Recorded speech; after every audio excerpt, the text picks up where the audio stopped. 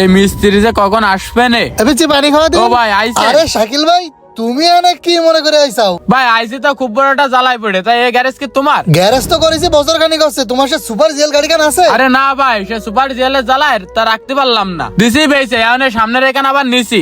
গাড়ি তো মার্কারি যাচ্ছে, গাড়ির আবার কি হইলো? আরে ভাই ওই বাড়ি এক কাস্টম মিস্ত্রিরে দেখালাম। ভাই সবকিছু তো দেখলাম, গাড়ির ইঞ্জিন পাম্প এইগুলো নিয়ে তো সমস্যা হয়েছে। হ্যাঁ কি বলতেছো? পাম্পের সমস্যা মানে? আমার গাড়ি তো রানিং ছিল। ভাই রানিং চলতিস তো এই জন্য কিছু বসবে না, যে সময় রাস্তায় সমস্যা হবে সেই সময় বসবেন, তা নিজের গাড়িতে এরকম টুকটাক সমস্যা হয়েছে কিভাবে? ভাই আমি তো এখনো ডিস্টার্ব পাইনি, তাই এর করণীয়টা কি আছে? ভাই ইঞ্জিনের সমস্যা ঠিক করা দিয়ে আর পাম্প ঠিক করা দিয়ে আপনার 1,70,000 টাকা মতন বিল আসবে না। কি বলতেছেন ভাই? আমি তো ওই দাম দিয়ে আর একটা ইঞ্জিন উঠাতে পারতেছি। ভাই আপনি একটা এক্সচেঞ্জ করে নিয়ে আসবেন, আর এটি আপনার অরিজিনাল ইঞ্জিন, এর সাথে কিন্তু আকাশ পাতাল ডিফারেন্স হবে। ভাই এত টাকা দিয়ে তো গাড়ি কাজ করানো সম্ভব না, আর ইঞ্জিনে উঠাতে গেলে তো আরো খরচ হবে না।